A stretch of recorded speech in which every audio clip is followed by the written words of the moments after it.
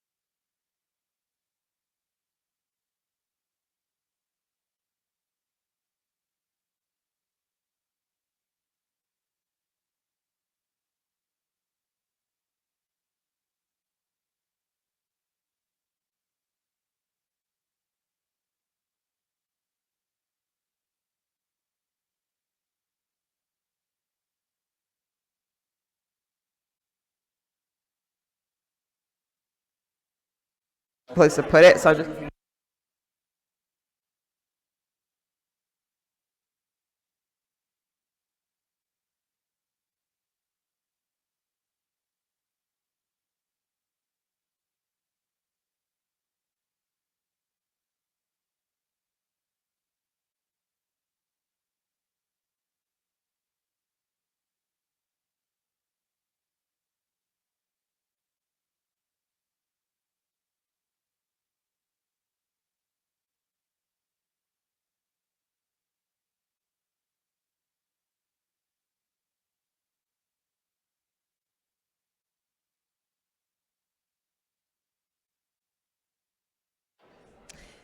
Good morning, everyone.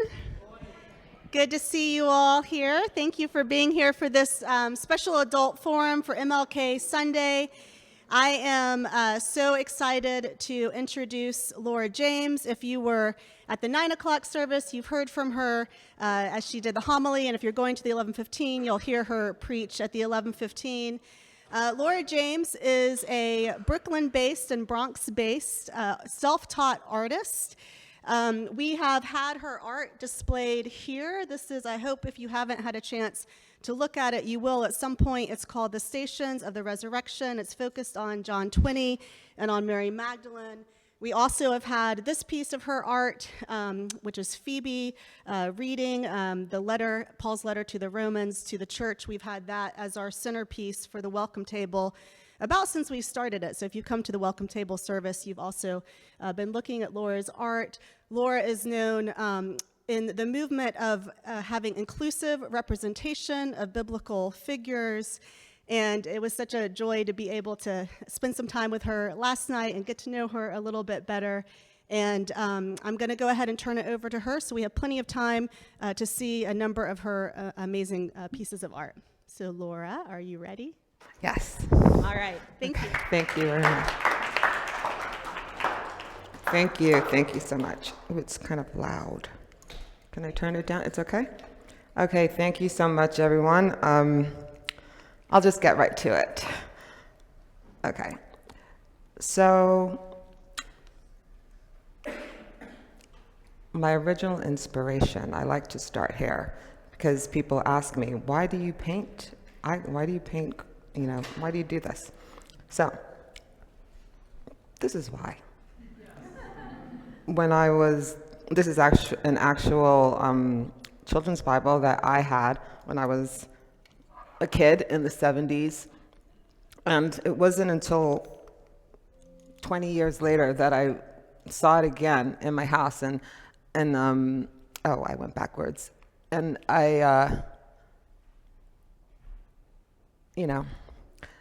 Jesus is very blonde in this picture. And what it does is it makes it not real. It makes it seem like a fantasy and something that is and as a child, when you look at this and you're listening to the sermon and you're not really maybe understanding, and then you see this, there's like just a disconnect. It just doesn't seem, it's like, what is this? And I think that's really how I felt as a child in the Brethren Church that I went to with my family, which was nothing like this. No art and just one piano and, a lot of preaching and, Anyway, this was what I was seeing when I was a child. But then when I was about 18 and I was walking around in my neighborhood in Brooklyn, I saw this book, Ethiopian Magic Scrolls, in a window of a store. And I was like, oh, what's this? And I wasn't an artist at that time. I liked to take photographs. And I looked through it. These, you'll see, are some of the images that are in there.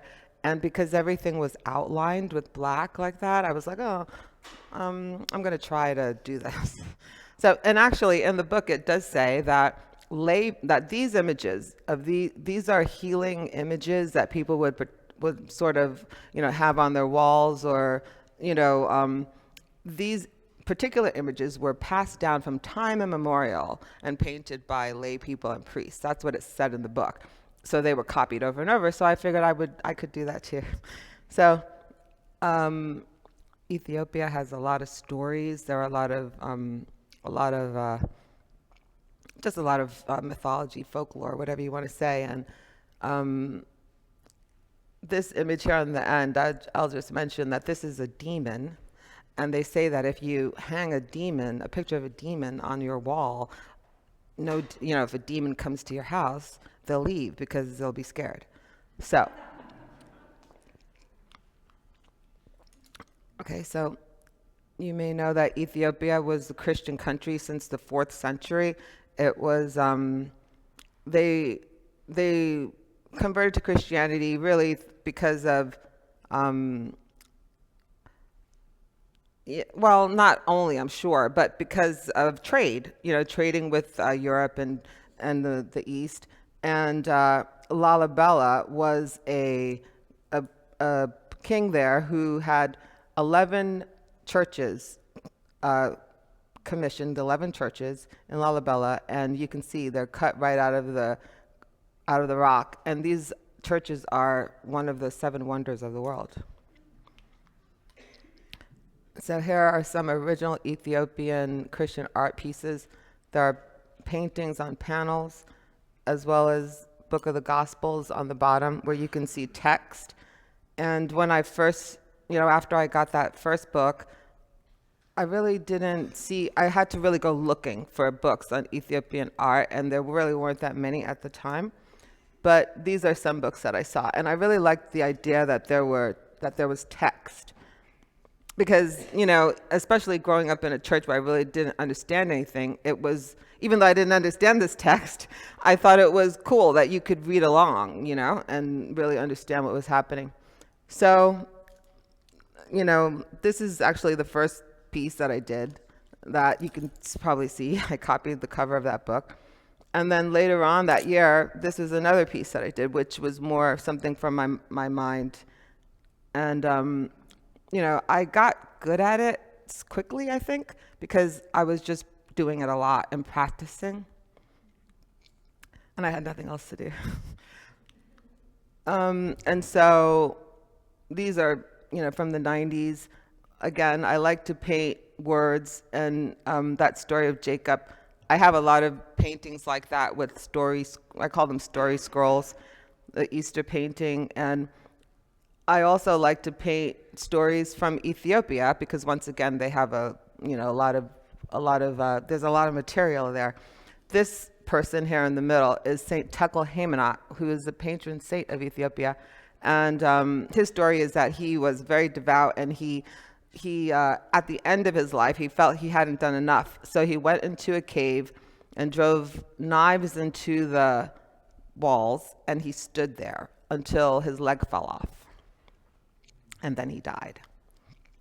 And this is a picture of Lalibela, who we just saw his churches. And it says that when he was born, there were bees all around his crib. And Lalibela means the bees recognize his sovereignty. So that's why he was called Lalibela. So I was exhibiting this work, and introducing people to this style, I suppose. A lot of people thought I had originated this style because they had never seen this before. So I let them know that this is from the 4th century, actually. This is very traditional, even though in the West it isn't, but it's very traditional art. And here I'm just showing, still in 1991, this was the first year that I was painting. Actually, I had, in my neighborhood in Brooklyn, there was a community center, and maybe, I don't know, 5 months after I started painting, someone asked me if I wanted to be in a little exhibit. And so I did it, and I actually sold a painting. It was just incredible. And so I was like, oh. And at that same show, someone who ran the center asked me if I would paint a mural on the building and then also paint peace angels all around the neighborhood in Crown Heights, because at this time there was a conflict between the Jewish people and the black people who lived in the area. So that's what I did. And then fast forward 10 years, I guess. This was probably the first big project that I did with liturgical training publications. They commissioned me to make 34 illustrations for the Book of the Gospels, which I really didn't know anything about when they asked me to do it. They actually saw my work online on my website and just sort of called me out of the blue. And I was like, wow, okay. And so I just started drawing these pictures. And when I got this book in the mail, I was like, oh my goodness, because first of all, the books that I grew up with were nothing like this. And it really was a big deal for me. So this book has been, it's actually it's in its second printing, and many different denominations use the book because the images in the West are non-traditional, I guess I'd say. And here I'm just showing in the Brother Tyrone Davis at the Office of Black Ministry in New York City. He is really a champion of my work and getting it out among the Black Catholics in New York. So he organized an exhibit, and several years ago, someone sent me this picture of an ordination mass in Uganda where they're using the book. And I'll get pictures like this from time to time, which really does touch me because, again, we're changing things, and that's good. So again, 10 years on again, This is a project that I did in 2022 for the University of the South, which is an Episcopal church or school, and this piece was commissioned to replace the Italian Jesus that was there. It said made in Italy, so that's why they called him, Anyway, this was around COVID, after COVID, and students on the campus, some students were, sort of asking, well, can we have like one Jesus that's not white? And so what they said to me is that they took this opportunity because the building was closed and, nobody was there basically, to sort of move the Italian Jesus out. And they commissioned me to make this Jesus, which is based on, I'm sorry, I'm going to blank on the crucifix now. But as you can see, Jesus is standing on the cross as opposed to slumped over and suffering and dying. And this is the way that the earliest depictions of the crucifixion were portrayed, with Jesus standing on the cross with his eyes open, as without all the blood and gore. So I was very happy to do this project, and there was a big celebration when the cross was installed, and again, I really, somebody asked me to do something, I'm like, sure, and then I'm in my studio doing this, but then to be there and to see people interacting with it was just so wonderful. And since then, I've done a couple more of those crosses, smaller ones. This one was at the end of last year. And again, you can see this is a Presbyterian church where they don't typically have Jesus on the cross at all. So they were happy to have not a crucifixion scene, but this scene that, as you can see here in this picture, you can't see it because it's behind the screen, but this is I'll talk a little bit more about it, but we're trying to show Mary Magdalene in the role that she is mentioned in the Bible, the way that she's actually mentioned in the Bible, as opposed to what people and the powers put on her afterwards, So she was commissioned by Jesus to go and tell the good news. So this is what this piece is about. And here I'm just showing Discerning Deacons is an organization that they use that piece there, Phoebe over there. I did it when I painted this painting, which is here on this print. It was for I think St. Anthony's Messenger. They were doing an article on house churches, and maybe 5-6 years later, this woman Rita Houlihan, who works with Future Church, which is a progressive Catholic organization agitating for women deacons, she saw it and she said, that's Phoebe. And I was like, okay. So, she's like, that's Phoebe, so it's Phoebe. And Discerning Deacons uses this image to,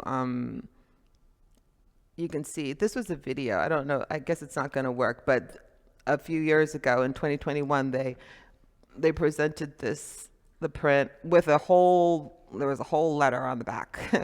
They're really working hard to get women to be deacons, and it's not going very well. Let's just say that. Several years later, they commissioned another piece, and once again, they were back in Rome. And this is another, Future Church. So Rita Houlihan, she's just a regular lady, and she's an older person. She said when she was younger, she didn't know anything about Mary Magdalene. She didn't know anything about her until she was in her 40s or 50s. And so she was, I don't know, she sort of had an epiphany that, what mostly the negative things that we know about Mary Magdalene are seen in art. And that's the way people encounter them, with her on her knees, or, just these, this don't touch me and all of this. And it occurred to her that she could commission someone to make images, that are actually, based on the scripture. And so that's what she did. And it was very important to her to have words at the bottom of these paintings so that people could actually read the scripture with the citation and all of that. Because once again, the Catholic Church doesn't know that women exist. So I don't know if I can say it like that, but it's like they're constantly trying to remind them that, So anyway, and they also go to Rome agitating. And so now I'm working on another project for them. This series is from John, and I'm working on 20 pieces for them of women in Jesus' ministry. All kinds of paintings with women, and I'm really looking forward to getting that out there.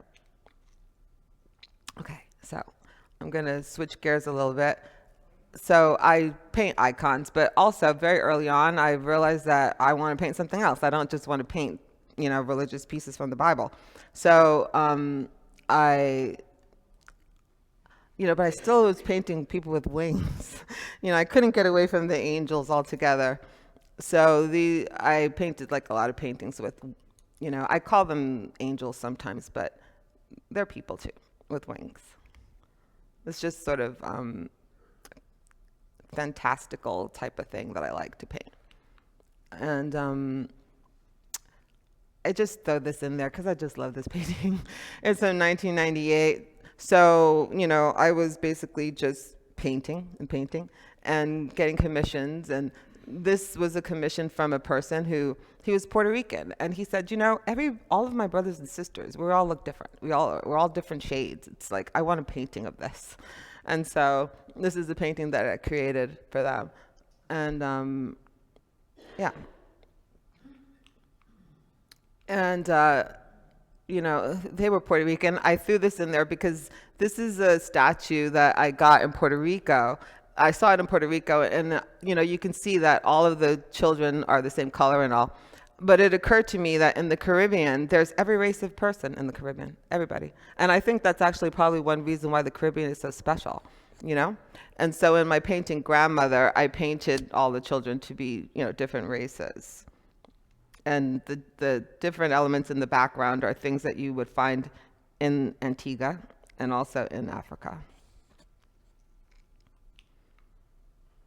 And that was the statue that I saw. But, in 2018, the Museum of Natural History asked if they could use this painting of mine, Mami Wata, based on a Yoruban goddess, to make a sculpture, which they did do, and then I painted it. So that was fun. Okay, and then here are some more Yoruban goddesses because I like to paint, and religion has a lot of stories. There's a lot of material there. So every little dot, every little every element means something. As the same with the Christian icons. And I'm just showing here that a lot of my work has been reproduced. So it's great because, it gets out there. And I'm just showing that there's this carnival used that Yamaya banner to use Yamaya on a banner here. Okay. And here are some other reproductions. My daughter, actually, she texted me one day and she's like, there's one of your paintings in a Chance the Rapper video on Instagram. Did you see that? And I didn't see it, but then I saw it. And different things. This was pretty interesting. This Love One Another, which is the idea for this painting came out of the Book of the Gospels, but it was I was commissioned to make this painting for the College of New Rochelle's library, and Law and Order just so happened to be filming in that library. So they asked if they could have this painting in the shot, so they did that. And here are just some other pieces from, that are on publication. So I like to show this one again with this family. And it was cool to see that these two publishers, recognized the family there. So. And here I'm just showing more of that. U.S. Catholic in 2022, they asked me if they could print some of my paintings? And I said, sure, go, sure. Why not? And then I saw this article, and the article literally says, use this work in your church because it's good. And that was nice. I was surprised by that. And this book, Expressions of Jesus, it actually just came out, and there are many, many images of Jesus from all over the world. It's a really beautiful book. And this is a coloring book that I was hired to illustrate. So, and I have illustrated 3 children's books. The last one was My Mother Was a Nanny.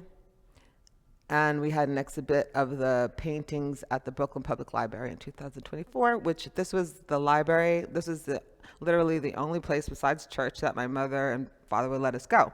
So when I had this show here, it was just, a beautiful moment. And here I'm just showing again, I interact with children every once in a while. In the corner over there, once I got a packet in the mail, and it was all these beautiful letters, photocopies of art and photos that these children, I think it was in North Carolina or something, they did a project looking at my art, and they painted angels, and so they wrote letters and sent them to me. And what I really loved about them was that the angels are not black. The angels look like the kid, and that's the way it should be, and I really appreciated that, yeah. This one here on the bottom, last year, someone just emailed me, and she's like, it was a church group coming from somewhere here in the South, and they wanted to come visit me, and I was like, oh, okay. And so they came and visited me in my studio, and we had a lovely time, actually. We really did. And here I'm just showing, I've recently been at the Trinity Retreat Center, and they're Episcopalian. So I just, the past 2 years, I've led this retreat, and I'll be doing it again this year, which is also, painting angels. Oops. What's your medium? Acrylics. Acrylics on canvas and linen. And this final slide on this part is just talking about, I'm on my community board for the last 10 years, and I run the community garden that's across the street from my house. And a couple of months ago, we found an African burial ground a block away from my house. Nuts. And so we're agitating to make sure that they don't build a big building on that lot.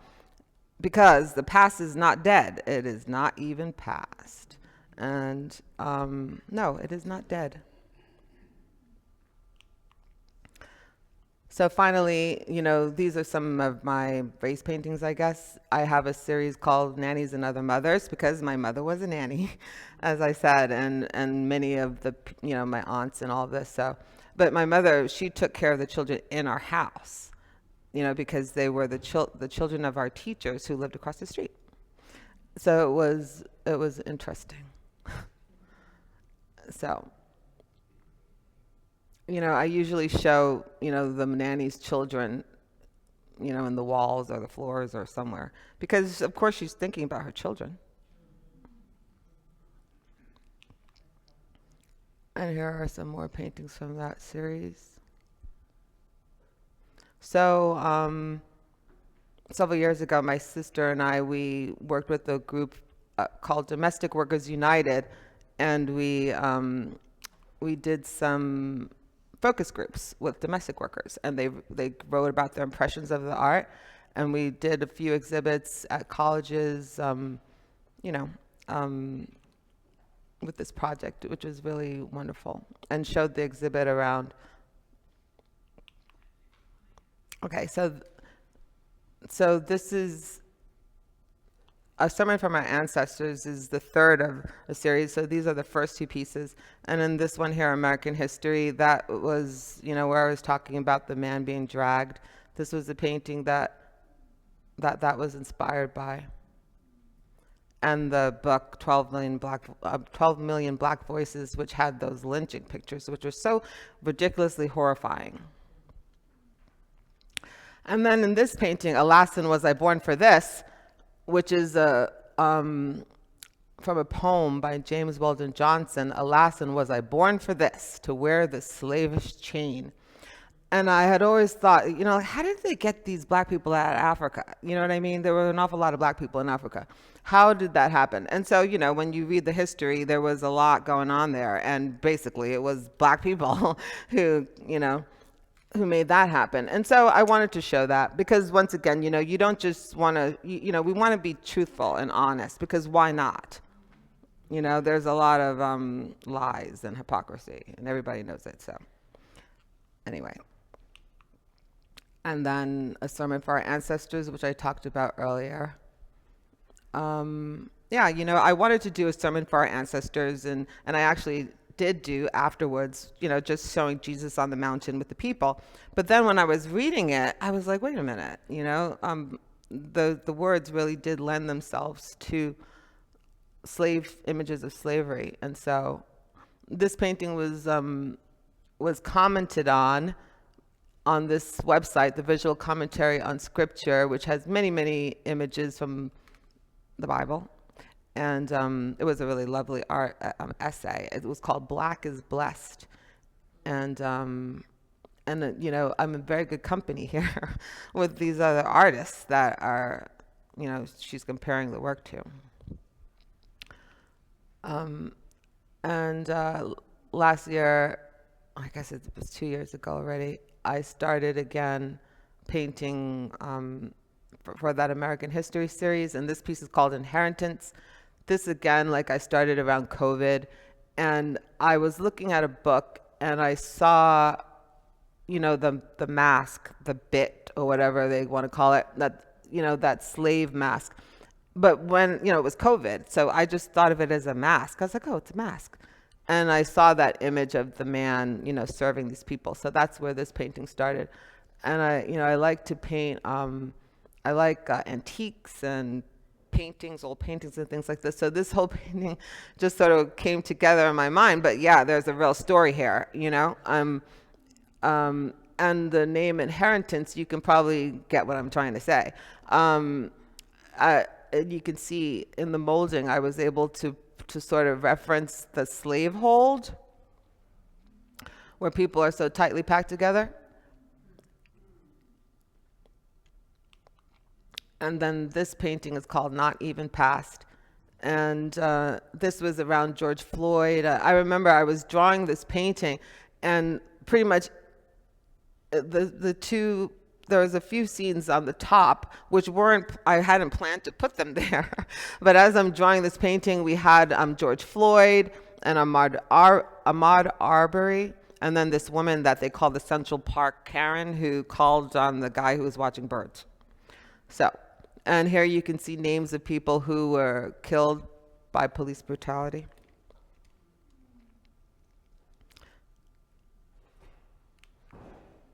Yeah. It's still going on. And there was an article in Hyperallergic written about that work last year that you can take a look at if you're interested in that.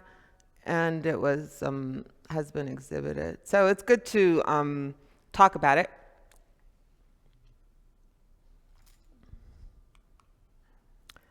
And then this final piece, this was from there's an organization down in Durham called Christianity Deconstructs Racism, and it's a couple of guys who got together and put together this whole program that they go around teaching, and I think it's also available online. And they're using the Bible to show, to talk about racism. And in this piece, this is the second touch where Jesus touched the eyes of the man, but he didn't see. He couldn't see clearly. But so he needed a second touch. So sometimes you got to get a second touch,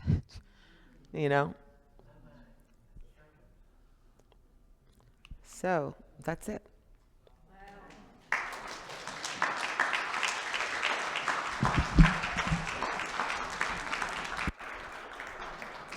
Thank you so much, Laura. We have a good 10 minutes, and then at 10 minutes, we're running out the door for the 11:15 service.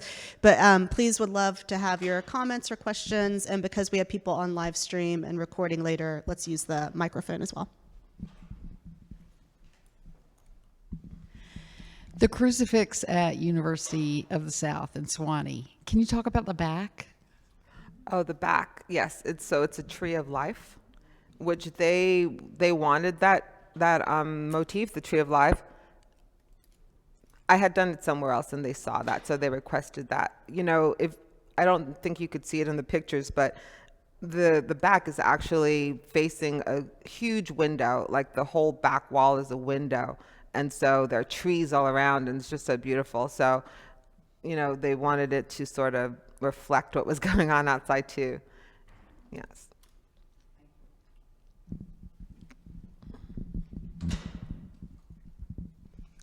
Thank you for your fabulous art. What has been the reception for the emphasis on women? Oh, it's been very good, actually, except where they really needed to be. But yes, it has been really, you know, it's just so interesting. We're definitely not going to get into that now, but, you know, I mean, honestly, I haven't even seen so many men in a church as I see here right now, which is great. But, you know, the women are really doing a lot in these churches, and for them not to let them preach is kind of ridiculous, especially when you see that Phoebe, you know, she was a deaconess, and it says so right there in the Bible. And, you know, she was supporting Paul, and, you know, she was really a big deal. So, you know, it's like 2,000 years on. It's like, I just don't know what's going on here.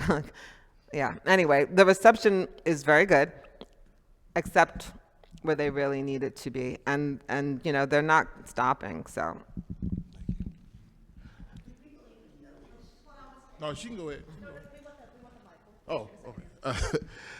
Yes. Have you ever been to Ethiopia? Or No, I haven't, but I need to get I know there. your work is very heavily influenced by Yes. Ethiopian art, and yeah, I was just wondering if you ever been No, there. I haven't been yet, but I will go. I'll get there. Have you had any Ethiopians ever like?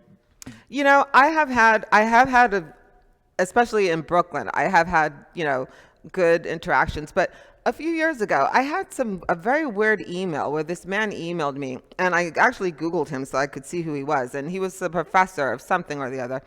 And he was Ethiopian, and he was mad at me. He was like, "Oh, you know, you're doing what the colonizers are, you know, do. You're like taking the side and whatever." And, you know, I didn't really pay attention to it because the first thing I will say is that this is the Ethiopian Christian art style. This isn't, you know, I didn't originate this style of work, but I have definitely expanded on the, you know, the themes and the stories that are painted, you know. So I think he was wrong about that. No, he was very wrong. But well, another note. My wife are collectors of yours, and like I say, Oh. we Wonderful. got a couple of your pieces at our house and stuff. So Wonderful, I'm thank sure you. she's gonna talk to you when we get out of here before we leave. So Thank you. Anna? I just wondered, do people even notice the volume of women? Are people conscious of that when they see the work? I mean, Well, you know, a lot of women here, but it hadn't dawned on me to ask the question. what do you mean? A lot of women in the art or in the audience? What? I'm sorry.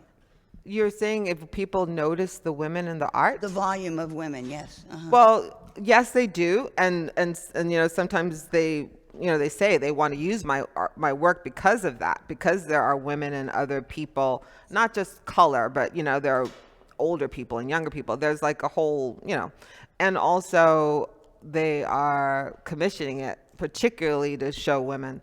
So, yes.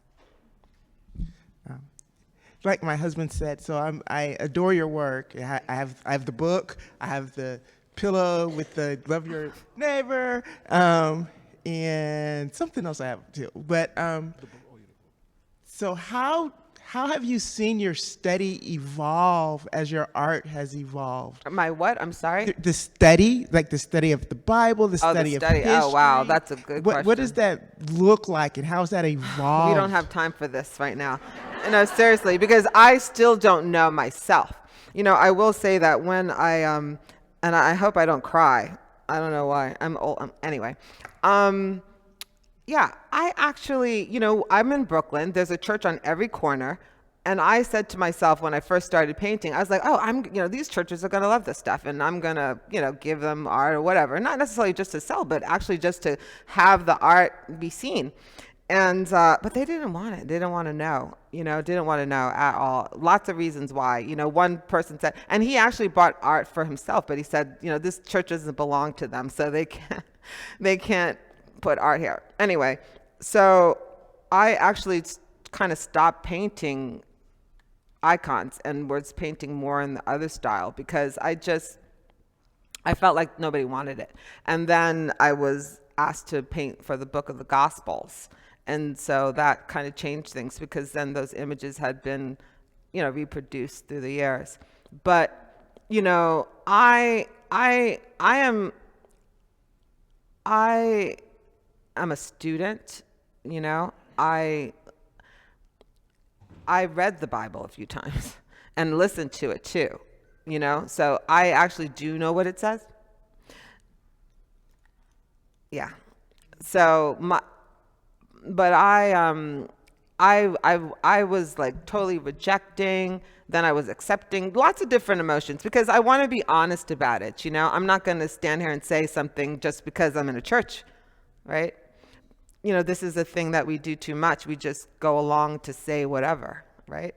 So, but I love the message of Jesus and Christianity, and when it's like it said with Martin Luther King, when it's when you're doing it the right way, and not the way that makes you powerful. I just want to tell you, and impart upon you, because you have imparted to us in some very powerful ways. We see you and are very thankful. I'm just so grateful. I had no idea of your art really until today, and the stories and the depth of the stories that you tell that actually see us in ways that we have been invisible. And I just am so grateful to see you today and to be a part of this gift that you're sharing with the world. Thank you very much. Thank you, Natasha.